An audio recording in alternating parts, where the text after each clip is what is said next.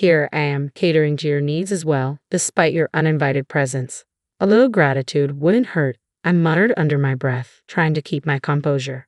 The water here is exquisite, isn't it? I remarked, trying to lighten the mood with a subtle compliment, though it felt futile in the midst of the tension. Here I am, sitting in this upscale establishment where I'm supposedly welcomed, left with nothing but a solitary glass of water, while the rest of the family indulges. My mother-in-law's cutting words sliced through the air once again, leaving me speechless. My name's Chloe. Fresh out of college, I dove headfirst into the corporate world, dedicating myself to sales ever since. Despite my achievements, my parents incessantly badger me about settling down. Succumbing to their persistent pleas, I reluctantly signed up for a matchmaking service at the age of 37. I married Ricky, who happens to be 5 years my junior, thinking it would ease my parents' worries. Little did I know, a sudden trial awaited us. Ricky's company folded amid an economic slump. Thankfully, between our combined incomes and my prudent savings, we managed to weather the storm. I encouraged Ricky to take on the role of homemaker temporarily until he secured another job. Admittedly, his domestic skills leave much to be desired, but having someone manage the household while I support us financially is a relief. Despite my extra effort and overtime to enhance sales materials and earn performance bonuses, months passed with no sign of Ricky's willingness to re-enter the workforce. When I suggested he consider part-time work, Ricky brushed it off, deeming it unsuitable for his future aspirations. As time wears on, Ricky grows increasingly agitated whenever I broach the subject of his job search. While he may appear unperturbed, still receiving unemployment benefits, his prolonged unemployment leaves me on edge. Eventually, Ricky begins to make demands for money, hinting that his savings from his bachelor days have evaporated. Though I never knew the extent of his savings, his post-marriage spending habits seemed extravagant. Whether it was splurging on home gym equipment or indulging in the latest video games, it's evident that he wasn't prudent with his finances. Now, with his unemployment benefits exhausted, the financial burden falls squarely on my shoulders. In exchange for Ricky handling household chores, I've taken on the responsibility of covering most expenses, from rent and utilities to groceries and daily essentials, solely from my paycheck. However, I'm stretched thin, unable to provide any more financial support. Despite this, Ricky argues, I don't have a single dollar to my name. Can't you throw in a bonus every now and then? Ricky's request pushes me to my limit, and I retort sharply, I don't have an allowance either, and I simply can't afford to give more. I understand the urgency of finding a full-time job, but even a part-time job would suffice for now. We can't continue like this. Our disputes over finances have become all too common, yet they always reach a standstill. Eventually, Ricky begins receiving financial assistance from his parents, further straining my relationship with them. During a visit to his parents, my mother-in-law lectures, a wife should quietly support her husband, earn more, and allow my son his freedom. Such comments only deepen the chasm between me and Ricky's parents. One evening, Ricky surprises me with plans to dine out. Excitedly, he reveals reservations at a prestigious local restaurant, rumored to be a hidden gem. He gleefully mentions that he's booked a table for 4, including his parents. With caution, I inquire about the affordability of such a lavish restaurant. Ricky's gaze shifts momentarily before he begins to explain. To my surprise, he reveals that he had quietly taken on a part-time job. It's a brief daytime shift, and after our past disagreements about full-time employment, he struggled to find the right moment to tell me. As a gesture of apology and reconciliation, he arranged the dinner reservation at a nice restaurant. Touched by his sincerity, I accept his invitation wholeheartedly. Although I harbor numerous questions about his workplace and position, Ricky reassures me that we'll discuss it over dinner, opting to keep the details vague for the time being. Despite the lingering curiosity, the cheerful topic succeeds in lifting the weight of tension between us, if only temporarily. However, the true purpose behind the dinner becomes clear days later in a cozy private room at the restaurant, and an unexpected surge of anger grips me as I realize the reality of the situation. From the moment we set foot inside, there's an unsettling aura emanating from the restaurant staff, signaling that something is amiss.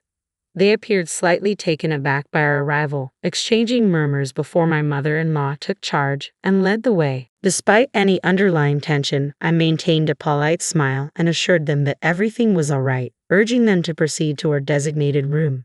Once inside, seating arrangements were swiftly made, adhering to the family's customary positioning. I found myself, as usual, seated closest to the entrance. It seemed an unspoken tradition whether this meal was Ricky's attempt at reconciliation or not. Without protest, I took my place. As the first dish was presented, a subtle unease began to settle in the room. The waiter paused upon entering, a troubled expression flickering across his features.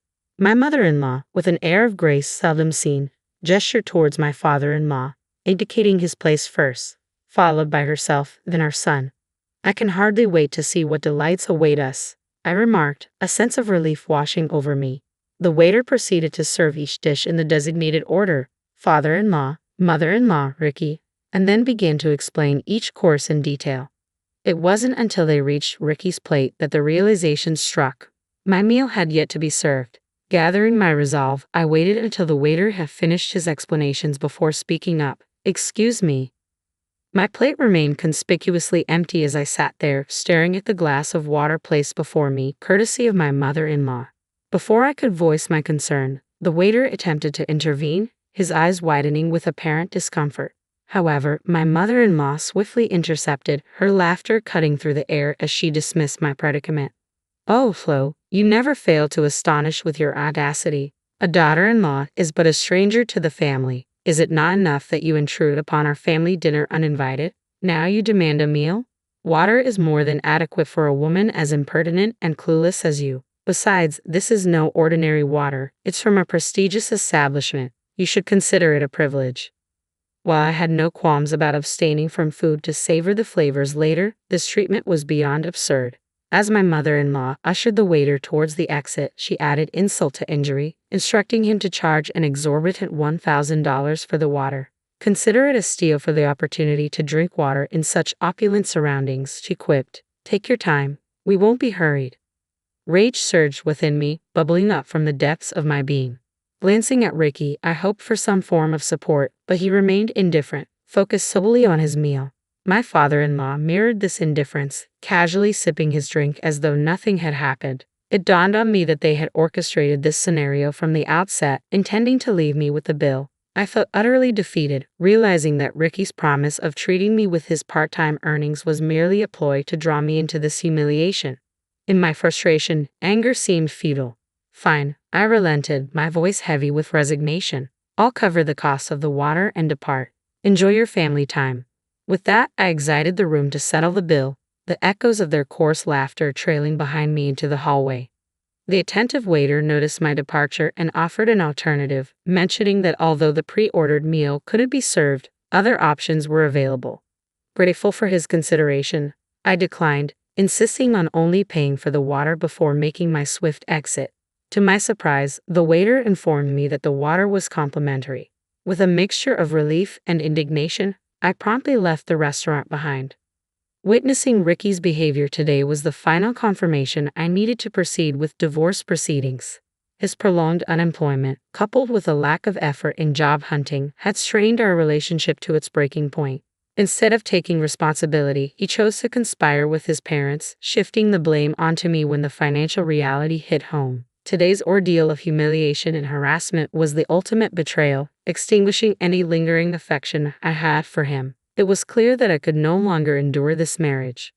Upon returning home, I wasted no time in packing my belongings, determined to leave behind any remnants of my life with Ricky. Our once shared space now felt suffocating, overrun by his hobbies and possessions. As I reflected on our situation, I realized that my personal belongings were minimal, having prioritized saving since Ricky's business downfall cast a shadow over our finances. With a sense of purpose, I loved my trusty suitcase from my college days, filled it with essentials, and set off for the hotel where I would spend the night, a temporary refuge as I embarked on my journey towards a fresh start. The following morning brought a newfound sense of vigor as I indulged in a hearty hotel breakfast before heading off to work. It had been an eternity since I'd relished such a meal. Typically, my breakfast consisted of nothing more than a plain slice of toast, devoid of jam or butter, due to my tight financial constraints. I marveled at the recent improvements in hotel services, appreciating the small luxuries amidst my mundane routine. En route to work, I made a brief stop at the city office to collect divorce papers from the after-hours window. Though only my portion had been filled out, An unexpected wave of optimism washed over me.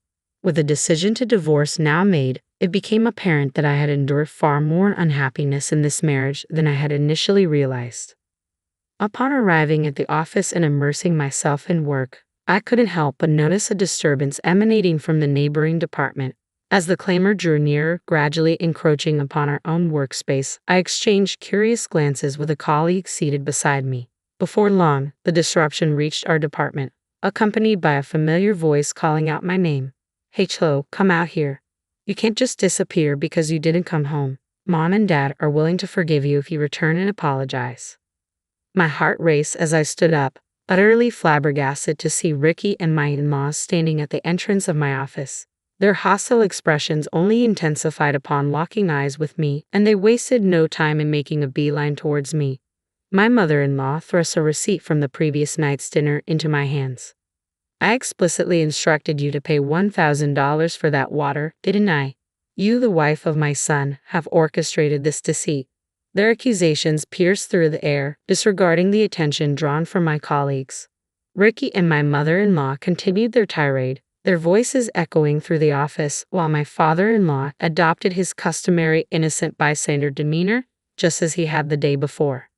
The audacity of their actions left me speechless. It was incomprehensible that they would go to such lengths, even taking time off to confront me in my workplace. Yet no matter how forcefully they pushed, I remained resolute. "If I'm deemed a stranger to your family, then why should I be held accountable for the meal?" I retorted, my voice firm. "I refuse to tolerate this harassment in my workplace. Should you persist in causing disruption, I will not hesitate to involve the authorities." A sudden sense of dread washed over me as I realized Ricky's intentions. Without warning, he seized a computer monitor from a nearby desk, his actions fueling my apprehension. Witnessing this escalation, my mother-in-law seized a nearby phone and declared, "We'll demonstrate the consequences of defying us," before violently slamming it onto the floor. The deafening crash reverberated through the room, triggering screams and pandemonium among the female staff, plunging the office into chaos. As panic ensued, my mother-in-law and Ricky, their faces flushed with anger, began hurling objects indiscriminately. Amidst the chaos, my father-in-law finally spoke, his tone laced with a strange detachment. If only Chloe had complied and paid as instructed, none of this would have transpired, he remarked apologetically, addressing the room. "Please accept our apologies for the inconvenience. Chloe will take care of the cleanup." His attempt at humor fell flat, his nonchalant demeanor contrasting starkly with the mayhem unfolding before us.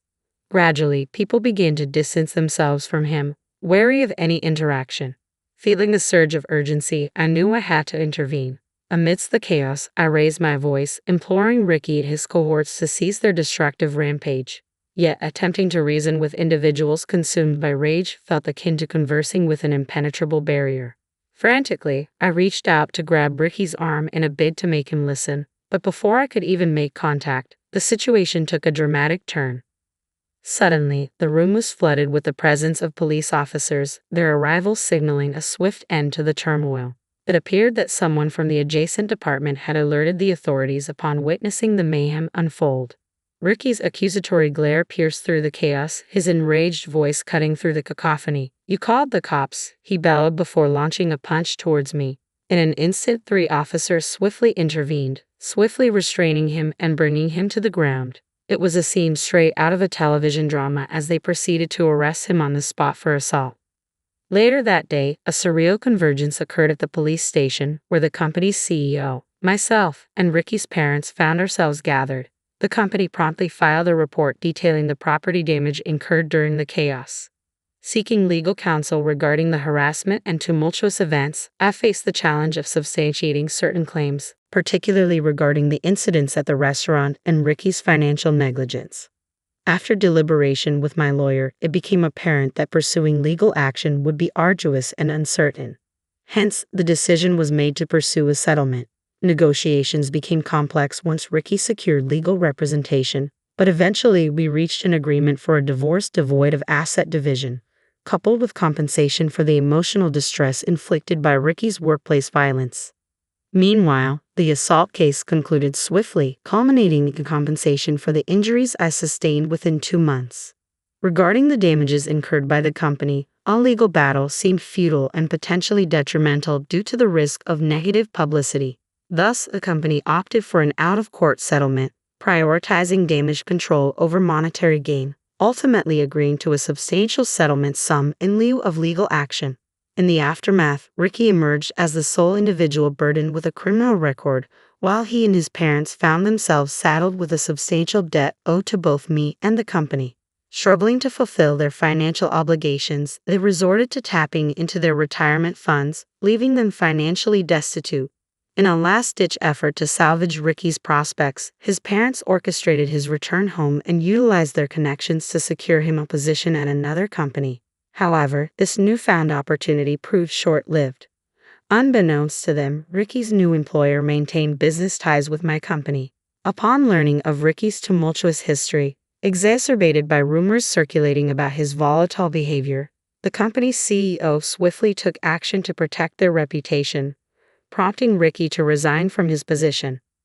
With little recourse, Ricky retreated back to his family abode, abandoning his latest employment endeavor. As word of his criminal past began to circulate within the neighborhood, it eventually reached the workplace of my in-laws, further tarnishing their reputation. Now not only associated with harassment, they found themselves branded as individuals harboring a dangerous and destructive individual who had invaded their daughter-in-law's workplace.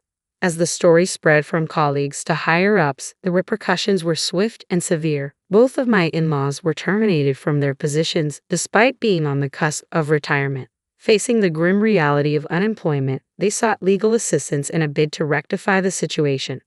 Conversely, I opted to forgo further legal action, realizing that I no longer needed additional reports and recognizing the futility of hastening into marriage. Fortunately, the pressure from my parents to tie the knot has ceased.